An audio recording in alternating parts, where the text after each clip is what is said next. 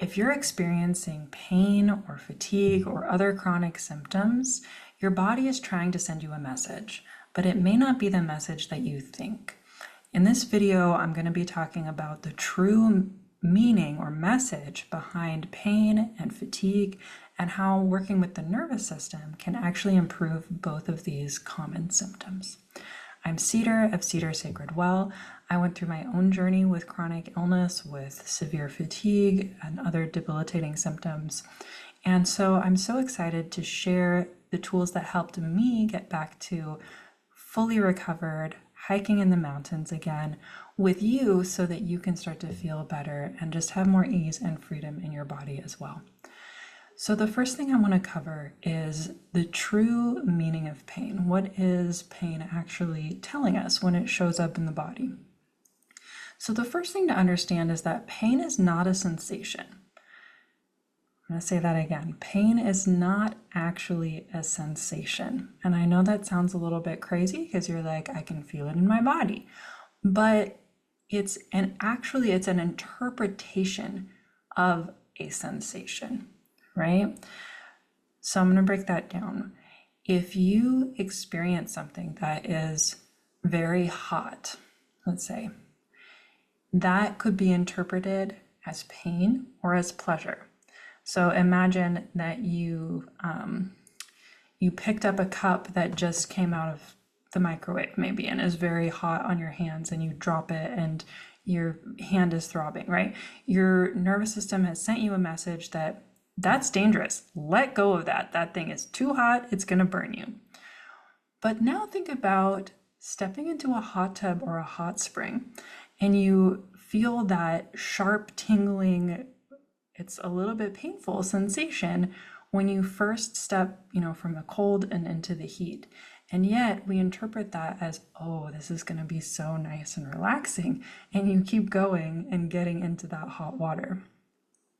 So we can infer from this, and there are many other examples I could give you, where the same actual physical input, the same sensory input, is interpreted positively or negatively, depending on the context and depending on what's going on. So how could that be? Why would that be? The reason is that pain is actually a danger signal. So it's the interpretation of a sensation as dangerous. This isn't a conscious thought or conscious interpretation. It's on a subconscious nervous system survival level, that it's registering a sensation and making a very faster than conscious thought determination of, is this sensation safe or unsafe? Does this sensation indicate that I'm in danger or that I could potentially be in danger? If so, that sensation is going to register as pain in your mind. So once you become aware of it consciously, you become aware of pain. And we've seen through a lot of different studies that pain can actually be learned, and that your capacity for experiencing pain can increase. This is how someone with chronic pain and chronic illness could be at a pain level 10, and then the next week they come in and they say, my pain is worse, but it's still at a level 10, right? Because your brain's capacity to interpret pain has actually increased. Those pathways that send a message from sensory input to alarm bells, this is painful, we got to do something about it, those pathways get stronger and stronger and stronger. And so chronic pain kind of snowballs into, maybe this didn't used to hurt, but now it does. And this didn't used to hurt, but now it does, because those pain pathways are getting stronger. So that sucks, right? That sucks if you have chronic pain, and any pain that has been going on for 6 months or longer, some element of it is learned, even if, there is an underlying physical issue that exists. There is some amount of that pain that has been learned by the nervous system through this process that I just described. So even if you know that you have a physical issue, I want you to keep listening, because this could still help you immensely, even if you could reduce your pain, from an 8 to a 7 or an 8 to a 6, that would be worth it, right? That's still like significantly helpful. All right, so pain is a danger signal. We get better and better at interpreting sensations as dangerous, interpreting them as pain, because the nervous system becomes more and more sensitized, the brain becomes more and more sensitized to these different sensations and to potential threats and dangers. And this is what is called dysregulation. So if you've ever heard of nervous system dysregulation, that's essentially what that means, is that the nervous system has reset its kind of baseline or window from like mostly safe to mostly threat. And it just keeps moving in that direction as this process just self-reinforces, basically, because then you're like, oh my God, I have pain. This is dangerous. I need to go to the doctor and figure out what's going on. And I got to do this and I got to do that. And I've got to be careful not to do this other thing. And all of those thoughts and emotions that come with it reinforce the idea that, okay, this is dangerous. I need to interpret this as a danger signal, as pain. So hopefully that all makes sense. If you have questions, just leave me a comment and I will be happy to address them. I want to move on now to fatigue, because I know that's also a very, very common thing that a lot of my audience deals with and that I dealt with for many years.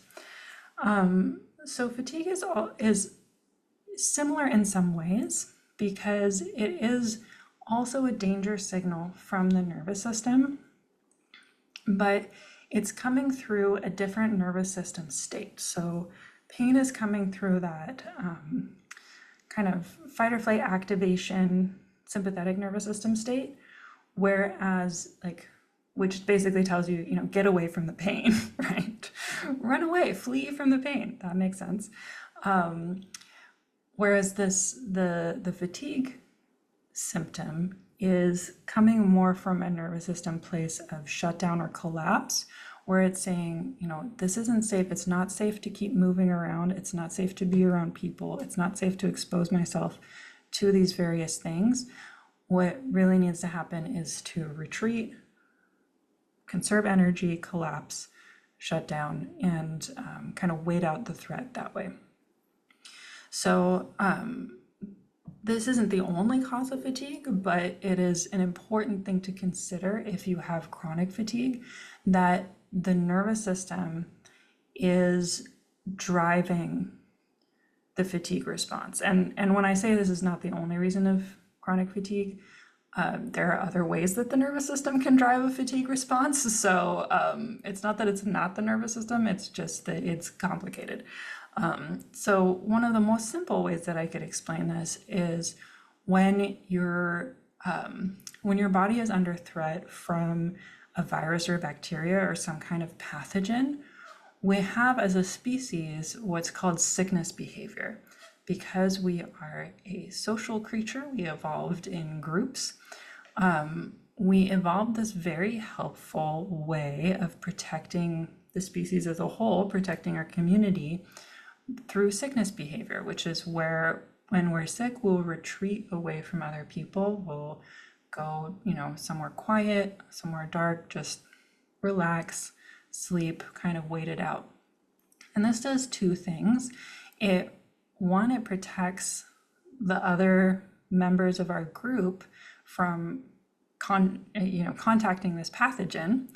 So it potentially helps it to not spread.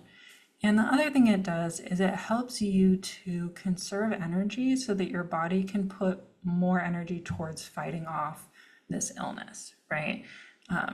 Your immune system and your mitochondria and all those different things need a lot of energy when they're in the middle of waging this battle essentially inside of you.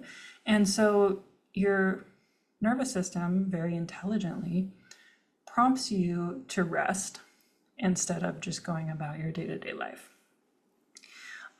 Similar to how pain can also prompt you to rest when, if you sprain your ankle or you break a bone and using it, that's painful, that's a danger signal, tells you, stop doing that.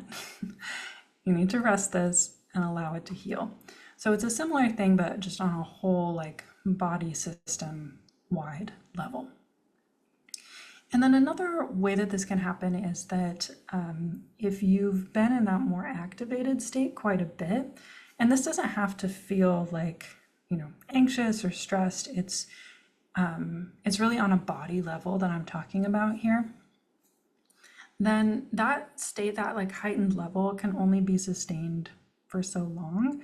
And so at a certain point, your nervous system just kicks back into a shutdown, and kind of figures like, well, I've been trying to run away or fight or, do these different things, and that's not working. So maybe it's time to try this other strategy to just, lay down, wait it out, see if I can just kind of collapse or play dead and let it pass by.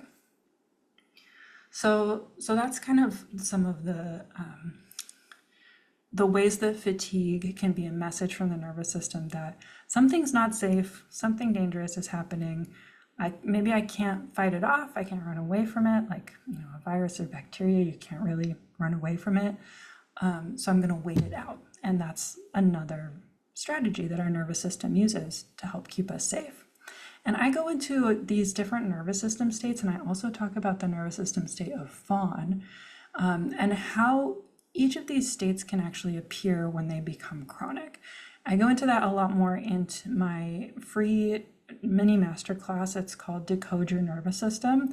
I'm going to link it down below, and I would highly, highly encourage you to check that out, especially if you think that you're not in a nervous system dysregulation state, but you have some sort of chronic symptom or illness going on, because I speak a lot more to how those different states can appear, because it's not always what we would think, and also how the nervous system connects to the various different systems of our body. So not just pain, not just fatigue, but also your circulatory system, your heart rate, your blood pressure, all those kinds of things, your breathing, your insulin response.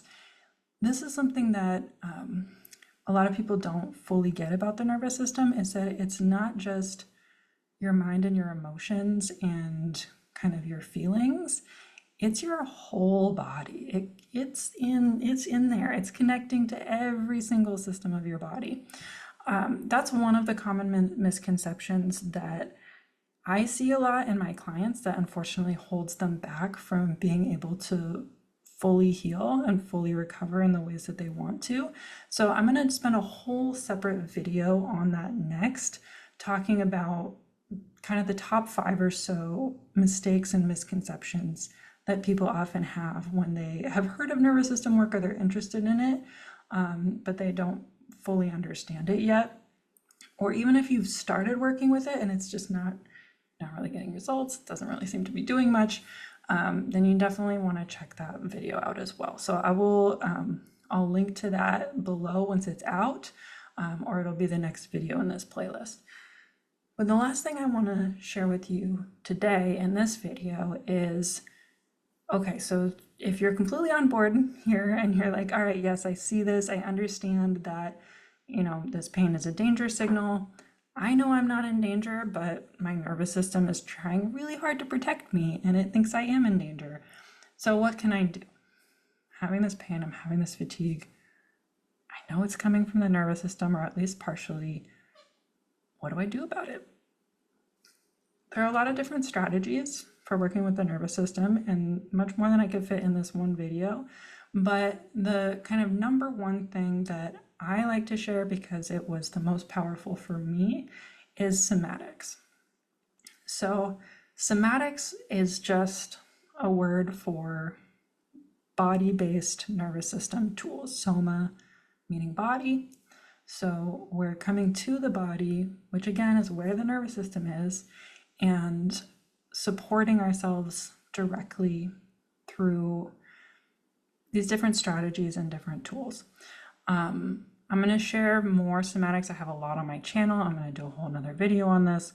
But for now, I would like to just share kind of a 2-second thing that you can do when this comes up for you. It's very simple. It's very easy. You're going to put one hand on your chest You're going to breathe in and feel your chest rising under your hand. Slow, easy breath. And then you're going to breathe out through your mouth as slowly as you can. And you're going to feel your chest sinking down under your hand as you slowly breathe out. That was maybe more like 20 seconds, but you can do this again, do this repeatedly, just slow, deep breaths in. Feel the sensations of the breath filling your chest. Feel it under your hand.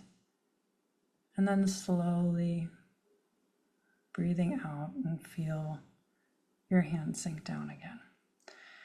Another great one is just to put your hand on your belly. So same exact thing, but putting the hand down low on the belly and really let the breath fill the belly. So, doing a belly breath, feeling that under your palm, and then slowly letting it out. And this doesn't have to be a big breath, but deep, meaning like deep down in the body, and just really slow it down. And if that's hard to do at first, just notice that and practice it a few more times.